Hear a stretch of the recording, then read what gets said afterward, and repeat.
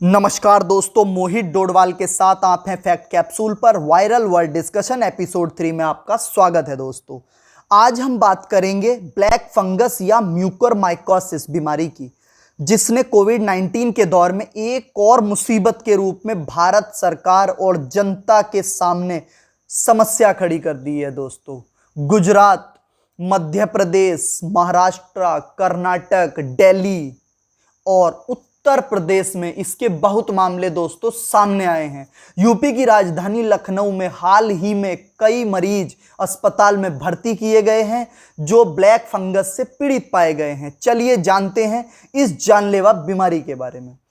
ये एक fungal disease है या एक फंगल इन्फेक्शन है। दोस्तों, ये जब कुछ माइक्रो ऑर्गेनिज्म हमारी बॉडी के अंदर एंटर हो जाते हैं और वो हमें हार्म करते हैं। ये आपको याद रखना है कि ऑर्गेनिज्म, माइक्रो ऑर्गेनिज्म तो हमारी बॉडी में जाते ही हैं, बट वो माइक्रो ऑर्गेनिज्म जो हमारी बॉडी को हार्म करते हों। अब ये एंटर कैसे करते हैं दोस्तों माइक्रो ऑर्गेनिज्म, तो इसको हम समझ लेते हैं। ये 3 तरीके से हमारी बॉडी में एंटर कर सकते हैं, जिनमें पहला तरीका है स्किन के थ्रू। स्किन में कोई कट हो या नाभि कट हो तब भी आपकी स्किन के थ्रू ये एंटर कर सकते हैं, अगर आप प्रॉपर हाइजीन मेंटेन नहीं करते। दोस्तों, तो रेस्पिरेशन, दोस्तों ये रेस्पिरेशन के थ्रू भी हमारी बॉडी में अंदर जा सकते हैं और म्यूकस लेयर के थ्रू हमारी बॉडी में जा सकते हैं, यानी कि नाक के थ्रू भी हमारी बॉडी के अंदर जा सकते हैं। अब ये बॉडी में जाके अंदर करते क्या हैं और कैसे काम करते हैं, तो ये सबसे पहले खुद को सस्टेन करते हैं, मतलब कि खुद के लिए जगह ढूंढते हैं। फिर ये अपने आप को इंटीग्रेट करते हैं, मतलब कि अपनी संख्या को बढ़ाते हैं, और फिर ये उनको कॉलोनाइज करते हैं, यानी कि सबको सेटल करते हैं। ठीक है, तो दोस्तों ये होते हैं pathogens like bacteria, viruses and fungi, और ये नेचर में कॉमन पाए जाते हैं। जैसे अगर मैं फंगई की बात करूं, क्योंकि हम आगे फंगल डिजीज की बात करने वाले हैं, तो फंगई क्या होता है, ये बैक्टीरिया के साथ मिलकर ऑर्गेनिक मैटर को ब्रेक करते हैं और carbon, oxygen, nitrogen and phosphorus को मिट्टी और वायुमंडल में छोड़ देते हैं। और ये बहुत ही घरेलू उपयोग में भी यूज होते हैं दोस्तों, मतलब इनका प्रयोग हम घरेलू उपयोग में भी करते हैं और इंडस्ट्रियल प्रोसेस में भी ये काम आते हैं। जैसे आपने देखा होगा bread industries, wine, beer and cheese बनाने में भी ये काम आते हैं। दोस्तों, आगे हम समझते हैं ये फंगल डिजीज के कुछ एग्जाम्पल देख लेते हैं हम। तो एग्जाम्पल के तौर पे आप देख सकते हैं जैसे रिंगवॉर्म, ये सभी डेडली नहीं होते हैं, मतलब सभी ये जानलेवा नहीं होते हैं। तो जैसे रिंगवॉर्म की बात करें तो ये जानलेवा नहीं होता है दोस्तों। हेयर लॉस, आप एग्जाम्पल देख सकते हैं सामने फोटो में, बीच बीच में हमारे सर में चकत्ते हो जाते हैं, हमारे बाल उड़ जाते हैं वहां से, तो ये भी फंगल डिजीज के कारण ही होता है। ईचिंग, बर्निंग और rashes on the body.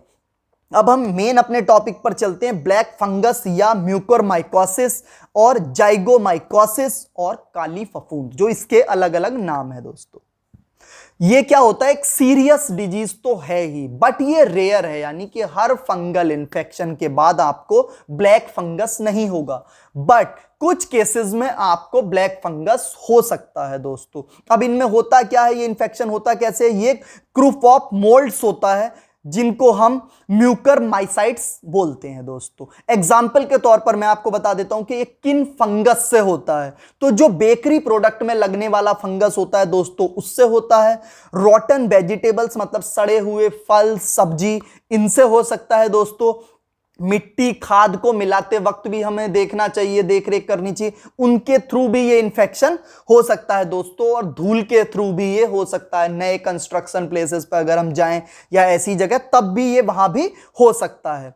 These moulds like through out the environment, ये औरों की तरह ये भी पूरी तरह इन्वायरमेंट में हमेशा मौजूद रहते हैं और हम इनको पूरी तरह खत्म या डिस्ट्रॉय नहीं कर सकते। दोस्तों, ये कंटेजियस नहीं है। कंटेजियस का मतलब है जैसे कोविड-19 आप देख रहे हो कि एक बंदे से दूसरे बंदे में फैल रहा है दोस्तों, तो ये ऐसा नहीं है, पर्सन टू पर्सन ये इन्फेक्ट नहीं होता दोस्तों, या नहीं फैलता।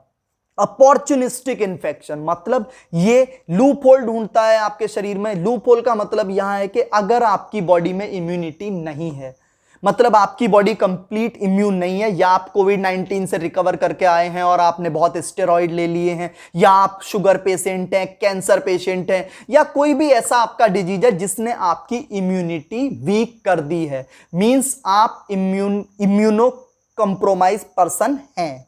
तो दोस्तों, ये इसीलिए इसको अपॉर्चुनिटिक इन्फेक्शन बोला जाता है, क्योंकि ये अपॉर्चुनिटी देख रहा है, मतलब मौके की तलाश में है कब आपकी इम्यूनिटी वीक होगी और कब ये आपकी बॉडी पर जाकर अटैक करे।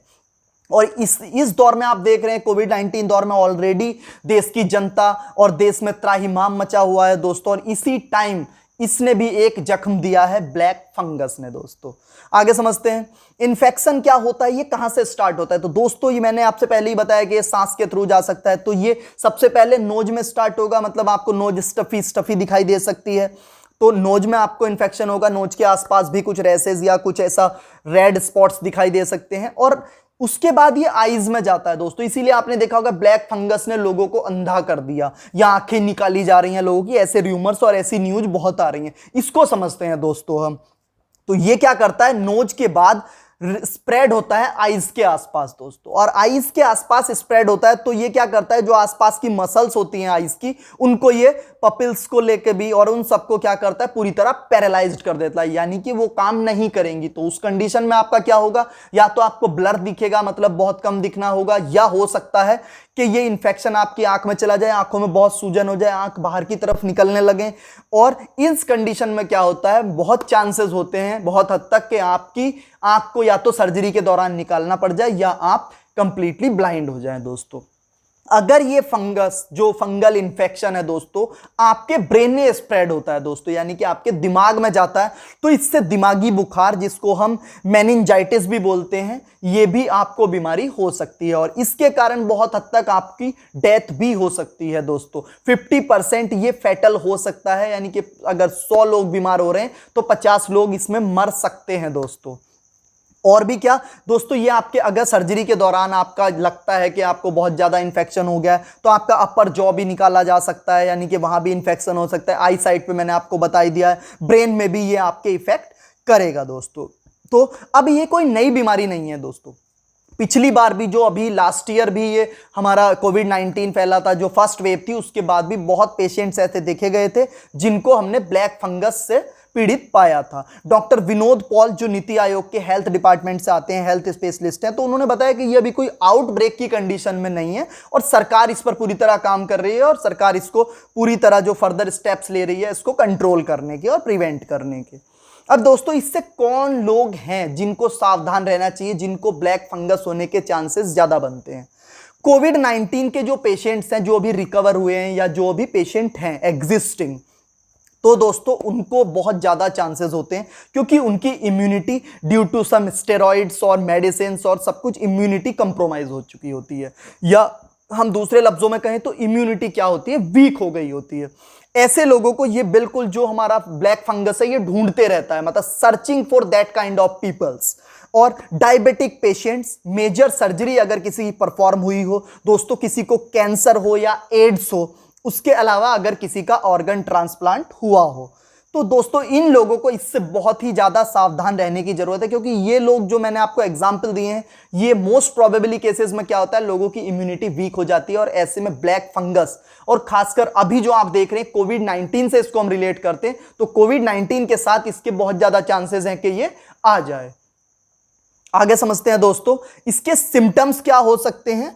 ब्लैक फंगस के हम सिम्टम्स को देखते हैं। तो दोस्तों इसमें आपको फीवर हो सकता है, बहुत तेज आपके सर में दर्द हो सकता है, कफ कोल्ड हो सकता है आपको, और साइनस कंजेशन हो सकता है, यानी कि आपकी नाक में ठस ठस सा आपको महसूस होता है, सांस लेने में भी आपको प्रॉब्लम हो सकती है दोस्तों। ब्लड इन वॉमिटिंग, अगर आप वॉमिट हो रही है, आपको वॉमिटिंग हो रही है, तब आपका ब्लड आ सकता है, या कुछ ब्लैक ब्लैक सा थोड़ा लिक्विड वो भी आ सकता है दोस्तों। मेंटल प्रॉब्लम हो सकती है, वो मैंने आपको बता ही दिया है। मेनिंजाइटिस पहले ही मैं आपको पढ़ा चुका हूं, तो उसमें ये आ जाएगा, कवर हो जाएगा मेंटल प्रॉब्लम में दोस्तों। नोज ब्लीडिंग भी आपकी हो सकती है दोस्तों। हार्ट पेन हो सकता है, टीथ और जॉ पेन हो सकता है, यानी कि आपके जबड़े में दर्द हो सकता है, आपके दांतों में दर्द हो सकता है। आई साइट प्रॉब्लम इसका एक मेजर इफेक्ट है दोस्तों। रैशेज और वुंड ऑन द स्किन, मतलब आपकी त्वचा पर रैशेज हो सकते हैं या फिर निशान हो सकते हैं, बहुत मतलब कट के निशान या ऐसा कुछ आपको देखने को मिल सकता है। वन साइडेड फेशियल स्वेलिंग, एक साइड आपके चेहरे पर स्वेलिंग आ सकती है दोस्तों। अब इसको हम ट्रीट करने का देख लेते हैं कि इसको ट्रीट कैसे किया जाता है हॉस्पिटल्स में, तो उसके लिए बस हम एक ब्रीफ हिस्ट्री देख लेते हैं।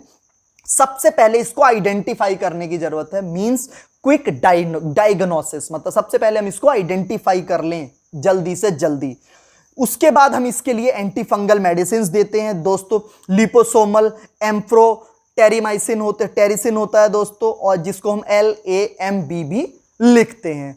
फिर हम शुगर कंट्रोल, इसके पेशेंट का शुगर कंट्रोल होना जरूरी है दोस्तों, क्योंकि शुगर कंट्रोल के बाद ही हम कोई ट्रीटमेंट अच्छा सा दे सकते हैं। सेलाइन वाटर, कई बार जब पेशेंट बहुत वीक हो जाता है तो उसको हम एक्सटर्नल सेलाइन वाटर भी देते हैं कुछ ड्रिप की हेल्प से। अब सर्जरी से पहले हमें यह देखने की जरूरत है कि क्या इंफेक्शन लंग्स तक या बॉडी के किसी और पार्ट तक तो नहीं पहुंचा, तो हमें HCT स्कैन और MRI की सलाह भी डॉक्टर द्वारा दी जाती है दोस्तों। उसके बाद हम सर्जरी भी कई केसेस में परफॉर्म होती है, और कई केसेस में ऐसा होता है दोस्तों अंग भी निकालना पड़ता है, तो उसके लिए पहले बायोप्सी होती है दोस्तों। बायोप्सी में यह देखा जाता है कि क्या ये जो बैक्टीरियल इन्फेक्शन है, हमारा जो फंगल इन्फेक्शन है दोस्तों, ये पूरी तरह उस अंग को प्रभावित कर रहा है, अंग बच जाएगा या नहीं बच जाएगा, नहीं तो हमें अंग भी काटना पड़ सकता है दोस्तों। इसीलिए कई बार इसमें जॉ निकालना पड़ता है, यानी कि जबड़ा निकालना पड़ता है, और कई बार आंखों को भी निकालना पड़ सकता है दोस्तों। ICMR ने कुछ गाइडलाइंस इसकी सेफ्टी और प्रिवेंशन के लिए जारी की हैं दोस्तों। एक, हमें कंस्ट्रक्शन साइट्स के आसपास नहीं जाना है। गार्डनिंग अगर हम करते हैं तो गार्डनिंग के टाइम या तो ना करें, कोशिश करें, और अगर करते हैं तो दोस्तों हमें प्रॉपर दस्ताने या प्रॉपर सेफ्टी मेजर्स लेने होंगे। रॉटन वेजिटेबल्स एंड फ्रूट्स से अलग ही रहें, मतलब उनको ना खाएं या बहुत देखकर फल फ्रूट या ऐसी चीज़ों को खाएं। अपने सेल्फ और अपने आसपास की क्लीनिंग का भी हमको ध्यान रखना है दोस्तों। कंप्लीट ड्रेस, यानी कि कंप्लीट जो कवर करते हैं कपड़े, हमें वो कपड़े पहनने हैं, मतलब क्लॉथ्स का पूरा प्रॉपर ध्यान रखना है कि हमारा पूरा शरीर ढका रहे। हमारे चैनल पर अपलोड हुआ 4th वीडियो है, 4था वीडियो है, और आपका बहुत प्यार मिल रहा है। आपके लिए हम सटीक जानकारियों से जुड़े हुए वीडियोस लाते रहेंगे। Please do subscribe our channel and Facebook page. Thank you so much guys, stay happy and healthy. This is Mohit Dodwal signing of.